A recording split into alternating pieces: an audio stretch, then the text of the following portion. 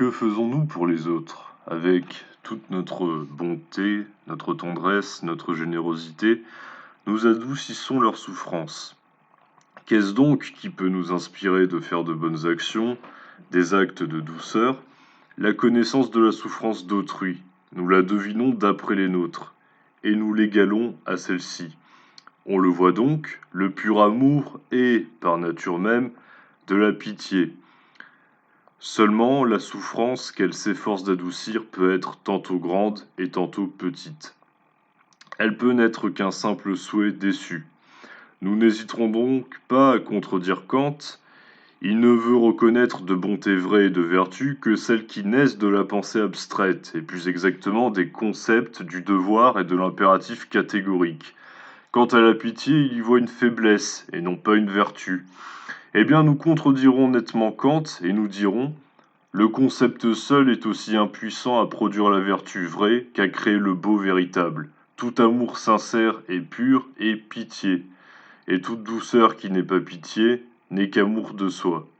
Le monde comme volonté comme représentation, livre 4, paragraphe 67. Bonjour à tous et bienvenue dans ce 8e et dernier cours de philosophie générale consacré à la notion de conscience.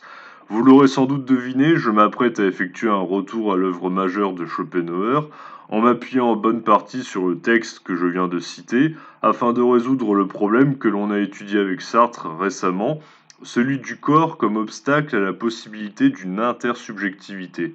En effet, nous ne jugeons que selon les apparences et nous ne parvenons pas à considérer l'autre de la même façon que nous nous considérons nous-mêmes, car il est tout bonnement impossible de nous mettre à sa place. Dans le regard de l'autre, je suis réduit à une fonction sociale, à une apparence ou à un acte peu flatteur, et cette néantisation de ma conscience pour Sartre est vectrice de ma honte et de la responsabilité que j'ai à assumer ou non mes propres actes. On a donc fait l'hypothèse que l'autre pouvait être le vecteur d'une conscience proprement morale, comme anticipation, du point de vue d'autrui, par l'expérience de la honte ou de la gêne que l'autre peut m'amener à ressentir. Eh bien, par cette expérience-là, je ferai ensuite attention à ne rien faire qui aille à l'encontre des règles de bonne conduite en société. Ce point de vue conventionnel de la morale ne semble pas aller de soi dans la mesure où, agissant par souci de plaire ou de me faire bien voir, c'est encore mon ego qui est mis en avant et qui se manifeste. Or, on l'a vu, il y a quelque temps avec Kant, la morale ne peut pas être liée à une forme d'individualisme ou d'égoïsme, prenant la forme d'un faux altruisme. La dernière fois, on s'était demandé justement comment passer du rejet de l'autre, qui nous fige dans un seul possible parmi d'autres, à son approbation potentielle. Eh bien, Schopenhauer a la réponse, et je viens de vous la lire. Il s'agit de la conscience morale à proprement parler, qui a pour fondement le sentiment de pitié. Pourquoi une action morale désintéressée n'a aucun sens pour Schopenhauer, et pas que pour lui d'ailleurs, Kant est assez original à ce niveau-là. Elle n'a aucun sens parce que ce qui incline un sujet à agir, c'est la passion. Ce sont ses sentiments ou ses préférences, mais ce n'est en aucun cas une volonté libre qui est d'ailleurs elle aussi une contradiction dans les termes, parce que parler de volonté libre revient à parler d'une volonté qui pourrait ne pas vouloir ce qu'elle veut si elle le veut. En d'autres termes, nous agirions indépendamment de nos préférences et de ce que nous sommes, déterminés à vouloir selon ce que nous sommes. La théorie de la volonté et de sa liberté chez Schopenhauer fait l'objet d'un essai tout à fait passionnant, et j'aurai sans doute l'occasion de vous en reparler dans une vidéo. Mais ici, l'objet sera avant tout la morale. Je faisais seulement un petit rappel pour bien recontextualiser le cadre dans lequel Schopenhauer nous livre sa réflexion, qui est un cadre déterministe, contrairement à Sartre. Bref, est-il exact de dire que c'est l'autre qui m'amène à développer une conscience morale comme conscience de l'intérêt de l'autre? Pour Schopenhauer, ça serait naïf et très réducteur pour ne pas dire faux, dans la mesure où celui-ci fait dépendre la morale du sentiment de pitié, comme Rousseau avant lui, certes, mais il en fait quelque chose de neuf et d'intéressant par rapport à Rousseau qui ne concevait celle-ci que dans une perspective naturelle. Le problème de la pitié comme sentiment chez Schopenhauer répond à un problème pratique et quotidien. En quoi avoir pitié de l'autre est ce qui m'aide à inclure l'autre dans ma propre conscience. Pour développer ce point, je fais un bref récapitulatif de certaines idées essentielles de Schopenhauer qui doivent être mises en relation avec celles-ci afin d'en montrer l'intérêt. Au début du monde comme volonté comme représentation, Schopenhauer pose le postulat suivant: le monde est ma représentation. J'insiste là-dessus parce que trop souvent les gens qui essayent tant bien que mal de comprendre Schopenhauer réduisent la portée de ce postulat à la relation sujet-objet qui est effectivement celle du livre 1. Les choses n'existent que pour un sujet qui peut se les représenter, idée que l'on retrouve déjà partiellement chez Berkeley, par ailleurs, dont Schopenhauer revendique l'influence sur ce point. Toutefois, cette thèse ne doit pas être réduite à un cadre strictement épistémologique, c'est-à-dire à un cadre qui concerne uniquement le champ de la vérité, en tout cas de la vérité en un sens théorique, car c'est ce même postulat que Schopenhauer creuse et remet en question par la suite, notamment au livre 4 du Monde comme volonté et comme représentation, puisqu'il dit dans les suppléments de ce dernier que, aux yeux d'autrui, l'autre compte comme zéro. Il y a un primat de la volonté sur notre faculté de représentation, volonté qui, je le rappelle, correspond à un instinct de conservation aveugle et irrationnel chez les individus qui sont mus par elle et qui fait que notre représentation est la nôtre, et uniquement la nôtre. Nous sommes naturellement égoïstes car nous nous rapportons à nous-mêmes sous l'angle de l'ego. L'autre n'existe pas à nos yeux, il nous est étranger. La condition même de l'égoïsme, c'est justement le fait que on se rapporte toujours à nous-mêmes, jamais à l'autre. Et inversement, c'est le fait qu'on se rapporte toujours à nous-mêmes avant de se rapporter à l'autre qui fait que l'on est égoïste. Et avant Sartre, Schopenhauer montrait déjà que l'autre n'apparaissait que comme un corps, justement, de ce point de vue-là. L'autre compte comme zéro, car il n'est pas nous. Nous ne sommes pas à sa place, et le voile de Maya que Schopenhauer reprend à la philosophie bouddhiste nous empêche d'accéder à la réalité dans son essence même. J'en ai déjà parlé dans le détail dans ma vidéo sur l'esthétique de Schopenhauer, si ça vous intéresse, qui est, je pense, une des meilleures vidéos de ma chaîne, si ce n'est la meilleure. Ce voile de Maya est l'illusion que nous avons tous naturellement, et qui fait que nous ne dépassons pas le cadre de notre représentation égocentrée du réel, qui est déterminée par nos instincts et nos pulsions se rapportant à notre égoïsme. Vous voyez que la grosse différence avec Rousseau, c'est que Rousseau ne dirait pas que l'égoïsme est naturel, justement, c'est tout le contraire. Par conséquent, l'autre peut être perçu soit comme un obstacle à la réalisation de nos désirs, soit comme un moyen de les assouvir, mais il n'est en aucun cas un autre que nous, car il est étranger à notre conscience qui s'en tient à une représentation égocentrée du monde. Mais vous le savez sans doute, déjà si vous suivez un peu mon travail, en particulier sur Schopenhauer, il y a des voies de libération dans sa philosophie pour rompre avec ce principe d'individuation et d'illusion qu'est le voile de Maya, et l'on a déjà vu que la contemplation esthétique en était un, mais la moralité en est un autre. Quand un individu ressent de la pitié, il fait preuve de morale pour Schopenhauer car il est capable de ressentir la souffrance de l'autre, d'en développer une connaissance donc. Quelle différence entre la pitié et l'empathie, me direz-vous? Eh bien la différence, c'est qu'avoir de l'empathie pour quelqu'un vous permet seulement de ne pas considérer l'autre comme un objet, vous êtes capable de considérer l'autre comme un autre que vous, mais de façon abstraite, par un effort d'imagination, tandis que la pitié dont parle Schopenhauer ici, elle est au fondement même de la morale, car elle permet d'avoir la détermination qu'il nous faut pour agir moralement. Donc vous voyez, c'est un degré d'intensité qui est quand même bien supérieur à l'empathie.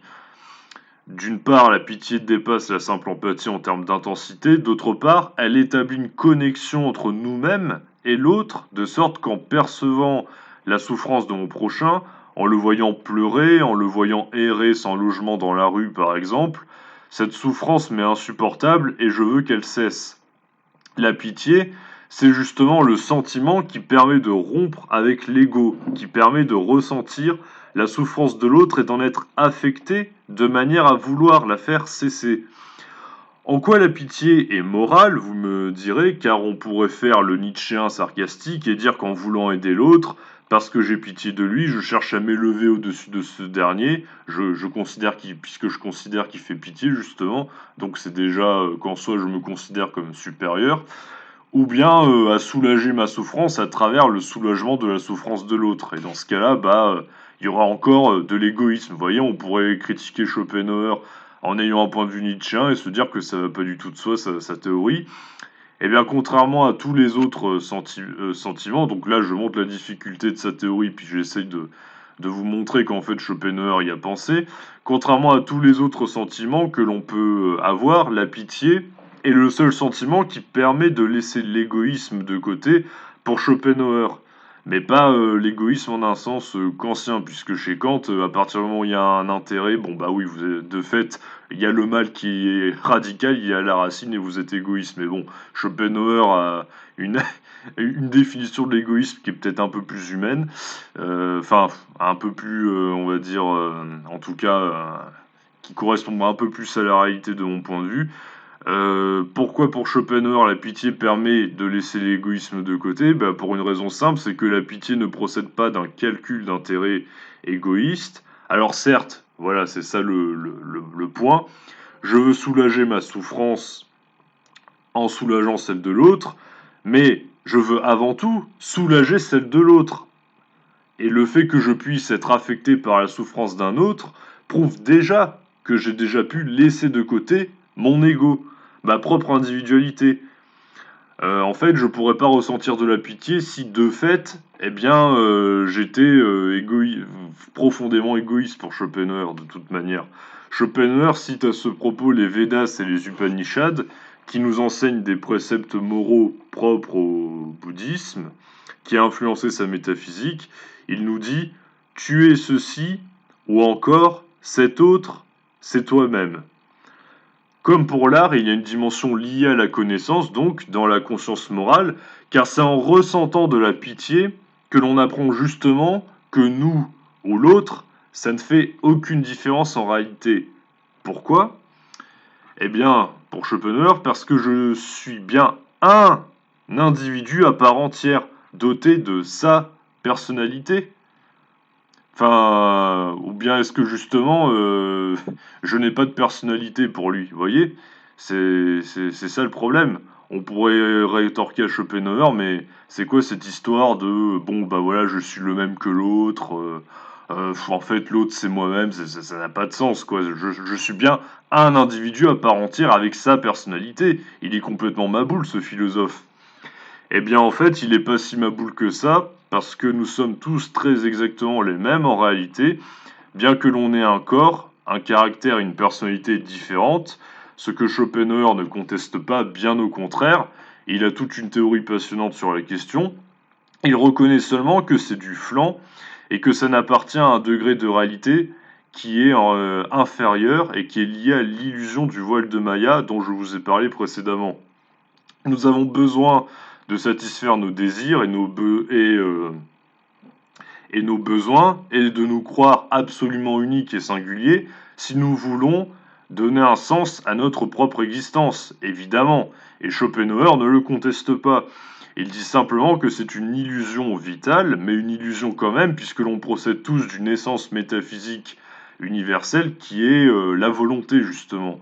La force métaphysique aveugle et hors du temps qu'est la volonté s'incarne en chaque être naturel dont nous-mêmes, et elle ne veut rien d'autre que la conservation et la perpétuation de la vie. Paradoxalement, et ça c'est je trouve un des plus beaux paradoxes que j'ai trouvé en faisant de la philosophie et en lisant des auteurs, c'est le fait que nous soyons tous exactement les mêmes qui fait que nous nous sentons tous étrangers les uns aux autres. L'animosité que l'autre peut m'amener à ressentir, ou même le sentiment d'étrangeté que l'on a pu constater récemment, en réalité, il est lié à une chose, le fait que nous soyons tous exactement conçus de la même façon, en tant qu'individus égoïstes et désirants. C'est paradoxalement ce qui est commun à l'humanité qui la divise, ce qui nous rassemble, qui nous éloigne les uns des autres.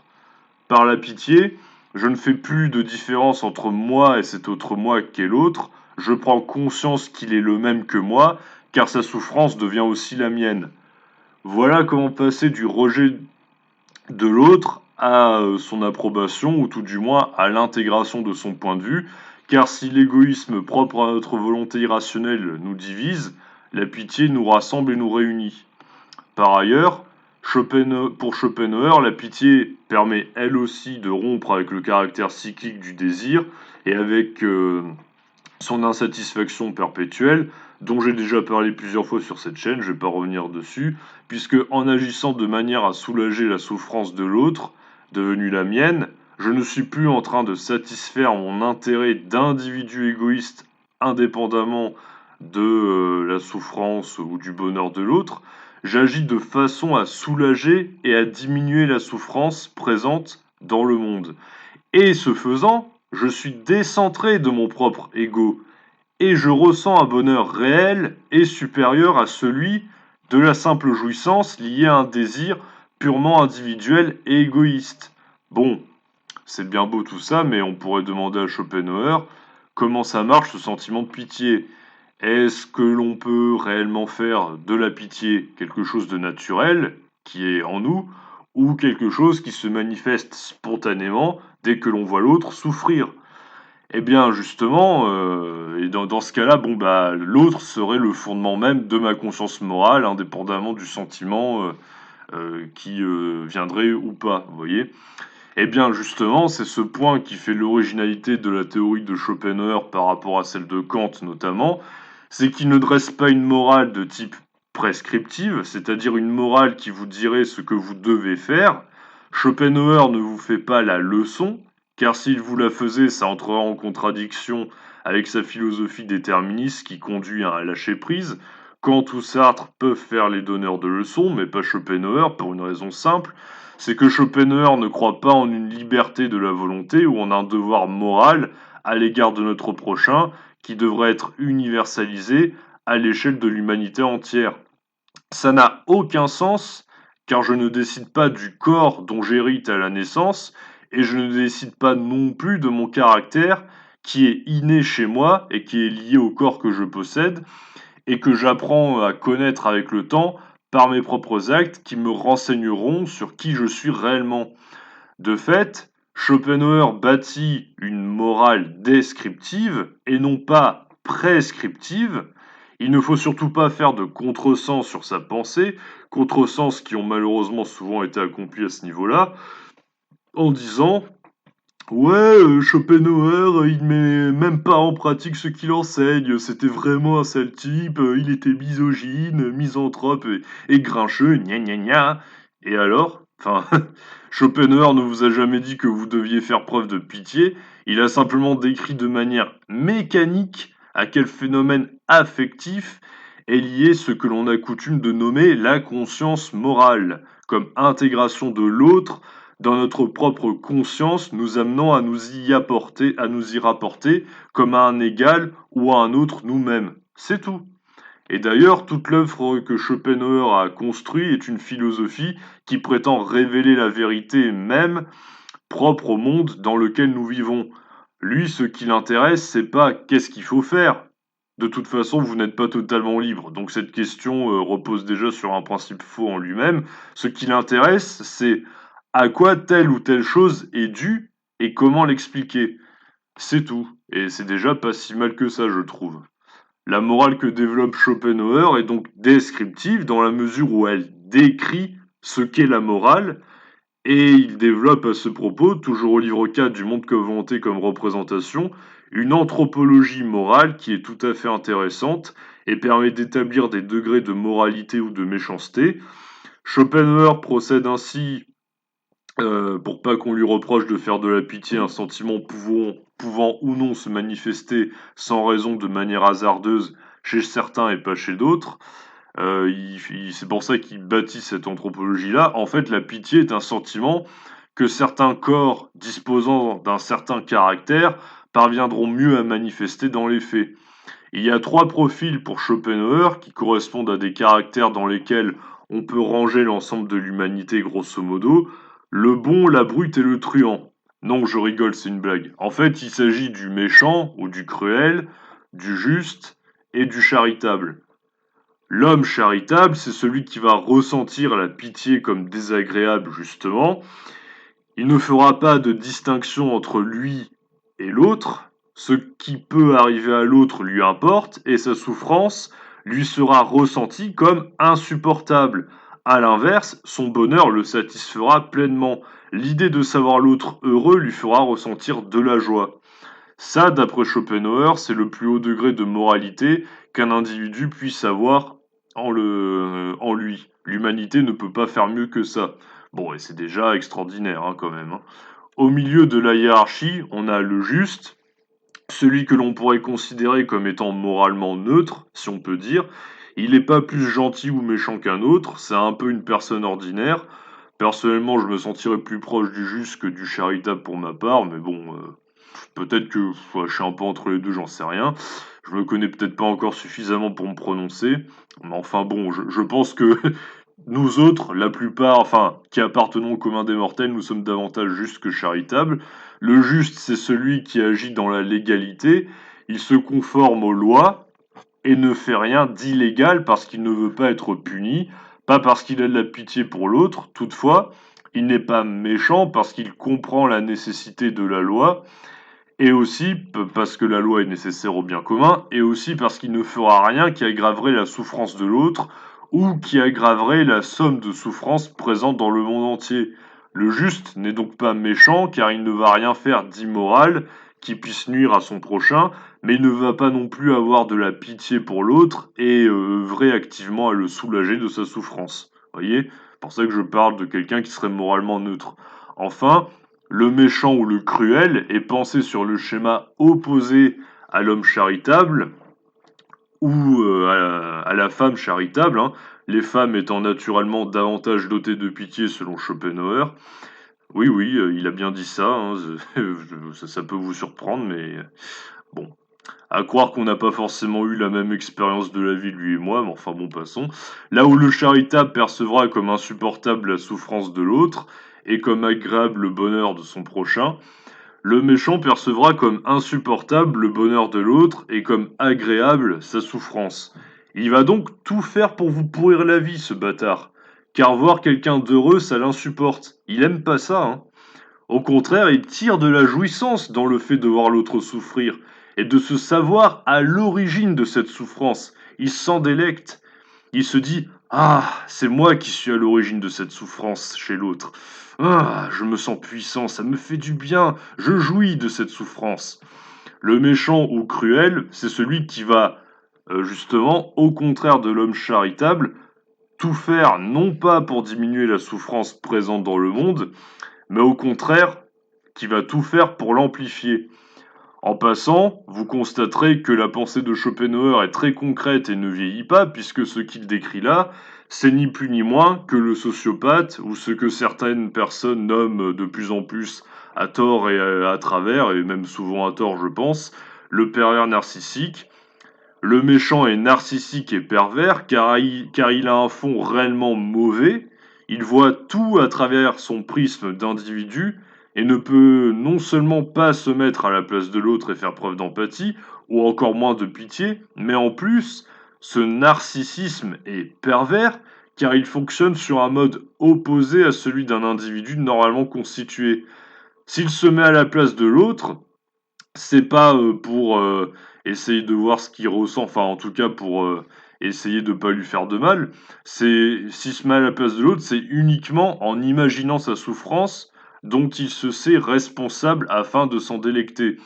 C'est d'ailleurs, la distinction qu'on fait entre le sociopathe et le psychopathe, c'est que le psychopathe, de toute façon, lui, il peut absolument pas se mettre à la place de l'autre. Le sociopathe, il y arrive, mais c'est uniquement pour, ressentir, la souffrance de l'autre comme une forme, comme une source de délectation. Quand vous avez déjà connu au moins une personne comme ça, qui statistiquement, heureusement, ne représente environ que 3 de la population, je peux vous dire que vous voyez les choses d'un autre œil et que vous ne pouvez plus croire en la bonté humaine. Étrangement, il n'y a pas de statistiques pour mesurer la gentillesse humaine, hein, seulement la méchanceté ou la criminalité, ou ce qui est considéré comme pathologique de façon générale.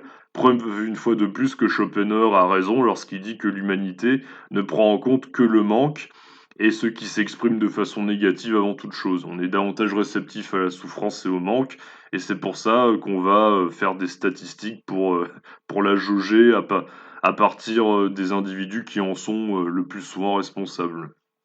Voilà, j'ai terminé cet itinéraire sur la conscience. Je suis bien conscient que j'ai eu des choses qui étaient parfois un peu plus approfondies qu'avec des élèves de terminale, mais j'avais envie de creuser un peu les auteurs et leurs concepts, car j'ai horreur de rester à la surface, vous le savez déjà en principe.